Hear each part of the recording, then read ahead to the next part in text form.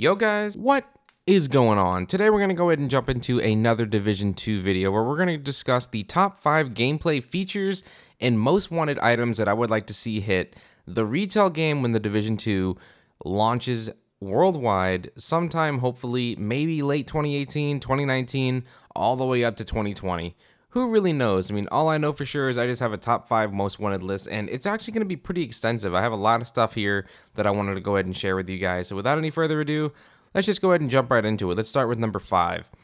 Going all the way back to the beginning, way back to that first E3 trailer back in 2013 for The Division, let's go ahead and talk a little bit about what The Division was supposed to be and how it was supposed to be a tactical RPG looter cover-based shooter.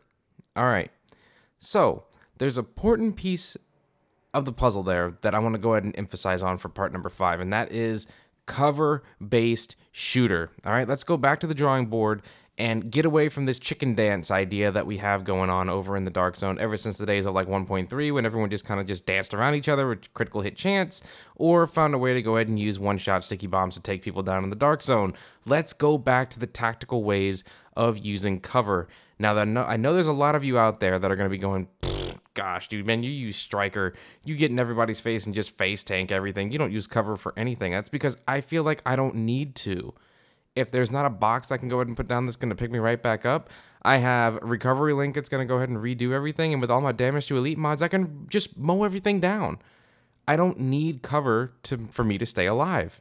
My Striker 6 piece is going to regain my health anyway. So there you go. That is one of the things that I think really needs to be reintroduced and just rethought of and come up with a brand new system that's going to reward the player for using cover, similar to what Nimble does, how it will give you additional health from going cover to cover when you're using a Nimble holster, right? But what if you actually tried to make it so that if you're doing cover to cover, or if you're using cover for your position of trying to use like a skill or attacking an enemy either at medium to long range, depending if it's like a sniper rifle, an SMG, or an assault rifle, maybe you'll get a little bit of a damage boost for using cover rather than just being out in the open. Just throwing it out there, guys. Who knows? All right. Moving on over to point number 4. All right. The city itself. We're over in New York, and we've been there now for over 2 years. We've been roaming around Manhattan, and we go to Brooklyn every once in a while. And actually, speaking of Brooklyn, I do have some good news for you guys. Thanks to the Division 2 being announced, I really wanted to go ahead and experience the Division for what it is now in 2018 and celebrate the idea of what the grind is and the time to kill and everything that the game has all come together to be with 1.8 from the days of when it launched. I want to go through a brand new character and start all over just so that you guys can go ahead and experience that with me. And I'll probably call that like the road to the Division 2 or whatever. I have no idea. But either way, the city that was supposed to be in shambles, taken over by all these factions, the place is in ruin. Civilians are just completely lost and homeless and just completely without food, shelter, and they're just doing everything they can to survive. There's just one problem with the game, and that is, where are all the people? Where's everybody at? Why does it feel like I'm just walking around a bunch of trash and, empty cars, but all these people that were left behind are nowhere to be found? Bring back the NPCs. Let them be in the game world. Bring them back to make you feel like you're actually trying to bring New York back or whatever city you're in, make you feel like you have something to be fighting for, not just the land that you're walking on. I think that's extremely important. And with those citizens, they should offer up a brand new mission type, a different type of side mission that is kind of linked to the encounters, but it allows you to bring back the encounters at any time based on saving a citizen or helping a citizen out. You walk up to them, you just hand them like a med kit or a water bottle right now, but what if you walked up to them and it said something, I need help, specifically, and you activate that and it gives you a little piece of information, text, Isaac starts talking to you, Feilau starts talking to you, whatever it may be, saying, hey, rioters are over here, go take them out. You have a certain amount of time before they take over the such and such building, and you have an opportunity to go and do one of the encounters that were already there to begin with, and you get the chance to relive that situation, but also get more than just a reward of a piece of intel for your HVTs and some random drop that you could really care less about. Just throwing it out there. I think it's a really good way to try and not only bring life back to the city, but make you feel like you have something important to do for the citizens that you're trying to help out. All right. Next for part number 3, and this one's going to go out to a lot of people that are still playing the game today, and that is the end game. What are you going to be doing once you finish that campaign, whether it be 1 to 30, 31 or 30 to 60 or 1 to 100, whatever it may be in the Division 2. What do you want to come along once you're in that end game to grind for, just to maximize your character? So this is what I've come up with. I'm kind of going to go ahead and take a look at other systems like Diablo. Yes, the Division has taken a lot of things from the Diablo system, like the world tiers and so on, and put them into the first game, but there's more that they could utilize to ensure more people are not only keeping the player count up and keeping things engaging in the end game, but it just makes it more interesting and more fun. And we're going to go ahead and try and bring in some sort of a Paragon leveling system. It's like, okay, you finished the Division. It is now 2 months in, and we're going to go ahead and start our first season where we're going to introduce a global event that's going to be active for 14 days, 2 full weeks, where it will feature such and such gear sets, 1 through 3, whatever it may be, classified with exotic high ends and exotic weapon mods, so on and so forth. We'll get into that whole discussion later. I mean, things that I would really like, but the idea of having that with a new Paragon leveling system where you have to go through the entire campaign all over again from level 1 to earn these unique rewards for doing it, I think it would be really, really awesome to have rotating seasonal events this would be completely free, no season pass, nothing required. Everyone is open to be able to get this content, and you would actually get a lot from it. So I think that's one way to do it. Next, in here, we would also need to have the roaming world bosses actually be roaming. Instead of them constantly spawning in the same location on the map every single time, every 4 hours, sure, leave them on a spawn timer, that's completely fine, but I think it's time that we go ahead and move them around the district that they're patrolling. Let them have 3 to 4 different spawn locations to try and mix things up a little bit. Mix up the NPCs that they're walking around with. If they're higher heavies that they're walking around with, maybe the loot chance will be a little bit higher at getting something great, rather than always getting a piece of purple or a high end that you really don't care about, or that slight small chance of getting that exotic or classified you might be looking for. Just a thought. I mean, heck, who knows what will happen between now and then. Next on the list, we could be talking a little bit about one of the biggest things for number 2 here. I was really debating on trying to make this number 1, but I'm going to leave it at number 2.